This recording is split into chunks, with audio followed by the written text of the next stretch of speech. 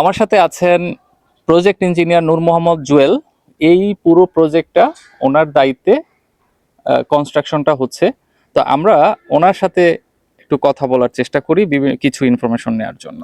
জি জুয়েল সাহেব, জি, ধন্যবাদ। এই প্রজেক্টে আপনি কয়টা পাইল হচ্ছে? আমাদের প্রজেক্টের টোটাল 34টা ফাইল আছে এখানে। 34টা পাইল জি। আছে। তো এই 34টা পাইল ভাঙতে কতদিন সময় লাগতে পারে? 34টা ফাইল এভারেজে ভাঙলে এক সপ্তাহের মধ্যে কমপ্লিট হয়ে যায়। আমাদের এখানে প্রায় 22টা ভাঙা শেষ। এখন 24টাই হয়ে গেছে, ওভারঅল আর 10টা বাদ আছে। আশা করি 10টা দুদিনের মধ্যে কমপ্লিট হয়ে যাবে।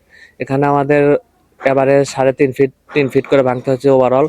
আর লিফট করে এগুলো হলো 6 ফিট করে ভাঙতে হচ্ছে। এটা আমাদের আর আছে হলো 10টা, আশা করি কালকের মধ্যে শেষ হয়ে যাবে। আর এগুলা টাকা হিসাব করে ওরা স্কোয়ার ফিট হিসাবে নেয়। ওরা 150 টাকা স্কোয়ার ফিট হিসাবে নেয়, যেগুলো তাহলে আমাদের 3 ফিট ভাঙতে পার 450 রানিং টাকা। ফিট না স্কয়ার ফিট কোনটা? পার রানিং ফিট। পার রানিং ফিট। পার রানিং ফিট ওরা 150 টাকা হিসাবে নেয়। এটাই। আর মাটি তো স্কোয়ার ফিট হিসাবে এটার কাটে। পরে তো আপনারা ফাউন্ডেশনে যাবেন। যেটার পরে আমরা ফাউন্ডেশনে চলে যাবো, অথবা পরশুদিন সিসি ডালাই দেবো, তারপরে থেকে বেজের কাজ শুরু হবে। আপনার গ্রাউন্ড লেভেল থেকে কত ফিট পর্যন্ত মাটি কাটবেন আপনারা পুরো আমরা প্রজেক্টের? 4 ফিট করে কাটছি এবং লিফট কোর গুলা 6 ফিট 6.5 ফিট করে কাটছে লিফট কোর গুলা। আচ্ছা, যেহেতু তাতে কতদিন লাগতে পারে মাটি এক্সকাভেশন করতে? এটা 12 থেকে 15 দিনের মধ্যে কমপ্লিট করা সম্ভব। তারপর থেকে ফাউন্ডেশনে যাবেন। তারপর থেকে ফাউন্ডেশনে যাওয়া সম্ভব। ধন্যবাদ ইঞ্জিনিয়ার সাহেব। জি, আপনারা এখন জানলেন যে আসলে পাইলের কিছু ইনফরমেশন, যে পাইলের ভাঙতে খরচ কেমন, আবার হচ্ছে যে মাটি কাটতে কতদিন সময় লাগতে পারে। তা আমরা পরবর্তীতে অরিজিন আর্কিটেক্টস পরবর্তীতে আরো এরকম কনস্ট্রাকশন বিষয়ে ভিডিও নিয়ে আসব। সকলকে ধন্যবাদ। তারপর আমরা কালকে আবার এটাতে পাইল ইন্টিগ্রেটেড টেস্টটা করাবো। আমাদের ল্যাবে থেকে লোক আসবে। আমরা ভাঙা আর যত 10টা আছে এটা কমপ্লিট হলেই কালকে আমরা ল্যাবে থেকে পাইল ইন্টিগ্রেটেড টেস্টটা করলে আমরা অরিজিনাল ভ্যালুটা আরো কনফার্ম ইনশিওর হতে পারবো। আপনারা এটার ভ্যালুর জন্য বিশেষ করে হচ্ছে যে পাইলিং স্ট্রেংথ টেস্ট করাবেন। স্ট্রেংথ টেস্ট যদি প্রপারলি আসে তখন হচ্ছে যে আপনারা ফাউন্ডেশনে যাবেন।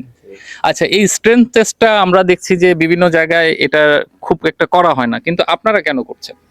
না, আমরা করলাম এখন যেহেতু এটা নদী পাড়ে এলাকা, তারপর দেশেও এখন অনেক সময় ভূমিকম্প দেখা যাচ্ছে সিকিউরিটি হিসাব করে আসলে যেটা নিয়ম সেটাই আমাদের মালিক পক্ষকে আমরা বলছি যে স্যার, যেহেতু আপনি করবেন লক্ষ লক্ষ টাকার সমস্ত অর্জিত সম্পদ দিয়ে একটা বিল্ডিং গড়তে হয়, তাহলে জিনিসটা আমরা প্রপারলি যদি করতে পারি তাহলে জিনিসটা তো ভালো হবে।